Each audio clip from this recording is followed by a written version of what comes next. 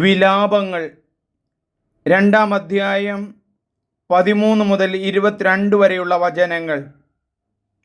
കർത്താവിൻ്റെ സന്നിധിയിൽ ജലധാര പോലെ ഹൃദയത്തെ ചൊരിയുക. പ്രാർത്ഥനയുടെ ശക്തമായ വേറൊരു മുഖം വിലാപത്തിൻ്റെ പുസ്തകത്തിലൂടെ നമുക്ക് നൽകുകയാണ്. ജെറൂസലേമേ, കർത്താവിനോട് ഉറക്കെ നിലവിളിക്കുക. രാവും പകലും കണ്ണുനീര് നീ ഒഴുക്കട്ടെ. നിന്റെ നാശം സമുദ്രം പോലെ വിശാലമാണ്.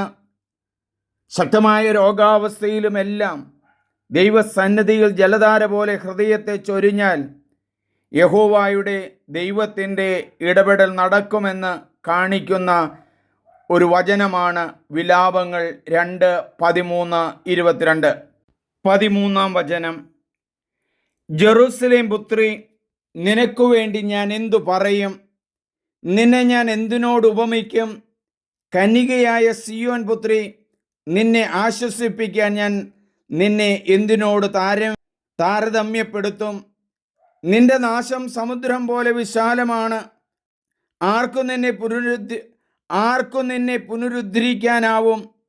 നിന്റെ പ്രവാചകന്മാർ നിനക്കു വേണ്ടി കണ്ടത് വഞ്ചനാത്മകമായ വ്യാജ ദർശനങ്ങളാണ്.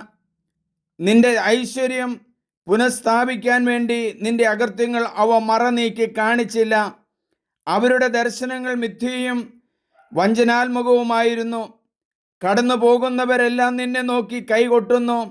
അവർ ജെറൂസലേം പുത്രിയെ നോക്കി ചൂളമടിക്കുകയും തലയാട്ടുകയും ചെയ്യുന്നു. സൗന്ദര്യ തികവൊന്നും ഭൂമി മുഴുവൻ്റെയും ആനന്ദമെന്നും വിളിക്കപ്പെട്ട നഗരമാണോ ഇത് എന്ന് അവർ ചോദിക്കുന്നു. നിന്റെ സകല ശത്രുക്കളും നിന്നെ നിന്ദിക്കുന്നു. അവർ ചൂളമടിക്കുകയും പല്ലുറുമ്പുകയും ചെയ്യുന്നു. നമ്മൾ അവളെ തകർത്തു. ഇതാണ് നമ്മൾ ആശിച്ചിരുന്ന ദിവസം. ഇപ്പോൾ അത് വന്നു ചേർന്നു. നാം അത് കാണുന്നു എന്ന് അവർ അട്ടഹസിക്കുന്നു.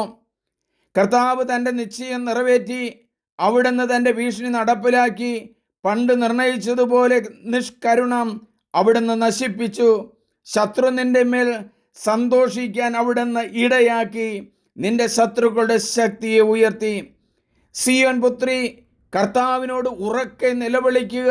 രാവും പകലും മഹാപ്രവാഹം പോലെ കണ്ണുനീർ ഒഴുകട്ടെ. നീ വിശ്രമിക്കരുത്. കണ്ണുകൾക്ക് വിശ്രമം നൽകരുത്. രാത്രിയിൽ യാമങ്ങളുടെ ആരംഭത്തിൽ എഴുന്നേറ്റ് ഉറക്കെ നിലവിളിക്കുക. കർത്താവിൻ്റെ സന്നിധിയിൽ ജലധാര പോലെ നിന്റെ ഹൃദയത്തെ ചൊരിയുക. നാൽക്കവലകളിൽ വിശന്നു തളർന്നു വീഴുന്ന നിന്റെ മക്കളുടെ ജീവന് വേണ്ടി നീ അവിടുത്തെ സന്നിധിയിലേക്ക് കൈകൾ ഉയർത്തുക. കർത്താവെ, നോക്കി കാണണമേ. ആരോടാണ് അവിടുന്ന് ഇപ്രകാരം പ്രവർത്തിച്ചത്? സ്ത്രീകൾ തങ്ങളുടെ മക്കളെ തങ്ങൾ താലോലിച്ചു വളർത്തുന്ന കുഞ്ഞുങ്ങളെ തിന്നണമോ? കർത്താവിൻ്റെ വിശുദ്ധ മന്ദിരത്തിൽ വച്ച് പുരോഹിതനും പ്രവാചകനും വധിക്കപ്പെടണമോ? യുവാക്കളും വൃദ്ധരും തെരുവീതികളെ പൊടിമണ്ണിൽ വീണ് കിടക്കുന്നു. എൻ്റെ കന്യകമാരും എൻ്റെ യുവാക്കളും വാളിനിരയായി വീണു. അങ്ങയുടെ കോപത്തിൻ്റെ ദിനത്തിൽ അവിടുന്ന് അവരെ വധിച്ചു. കരുണ കൂടാതെ കൊന്നു. നിർദ്ദിഷ്ട ഉത്സവത്തിലെന്ന പോലെ അവിടുന്ന് ഭീകരതകളെ എനിക്കു ചുറ്റും വിളിച്ചു വരുത്തി. കർത്താവിൻ്റെ കോപത്തിൻ്റെ ദിനത്തിൽ ആര് രക്ഷപ്പെടുകയോ അവശേഷിക്കുകയോ ചെയ്തില്ല. ഞാൻ താലോലിച്ചു വളർത്തിയവരെ എൻ്റെ ശത്രു നിഗ്രഹിച്ചു.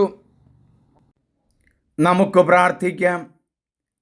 ദൈവമേ, വിലാപ പുസ്തകത്തിലൂടെ പ്രാർത്ഥനയുടെ 2 പ്രധാനപ്പെട്ട രീതികൾ അവതരിപ്പിക്കുന്നല്ലോ. കൈകൾ ഉയർത്തുക, കണ്ണുകൾ അടച്ച് കരങ്ങൾ കൂപ്പി പ്രാർത്ഥിക്കുക, ഉറങ്ങാതെ പ്രാർത്ഥിക്കുക. നിന്റെ ഹൃദയത്തെ ജലധാര പോലെ ഹൃദയത്തെ ചൊരിയുക. നാൽക്കവലകളിൽ വിശന്നു തളർന്നു വീഴുന്ന നിന്റെ മക്കളുടെ ജീവന് വേണ്ടി അവിടുത്തെ സന്നിധിയിലേക്ക് കൈകൾ ഉയർത്തുക. ദൈവമേ, പ്രാർത്ഥനയുടെ മുഖത്തു നിന്നും അകന്നുപോയ ഓരോ മക്കളെയും സമർപ്പിക്കുന്നു. തകർച്ചകൾക്കും രോഗങ്ങൾക്കും പലപ്പോഴും കാരണം ദൈവത്തിൻ്റെ അനുഭവത്തിൽ നിന്നും മാറിപ്പോകുന്നതാണെന്ന് ഞങ്ങൾ മനസ്സിലാക്കുന്നു.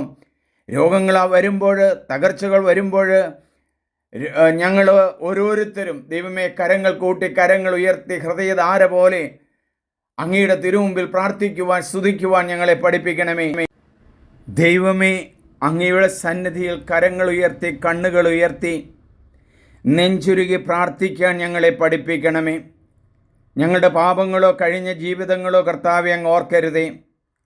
അങ്ങയുടെ തിരുമുമ്പിലേക്ക് രോഗികളായി കിടക്കുന്ന കുഞ്ഞുങ്ങളെ സമർപ്പിക്കുന്നു. വിശന്നു മരിക്കുന്ന മക്കളെ സമർപ്പിക്കുന്നു.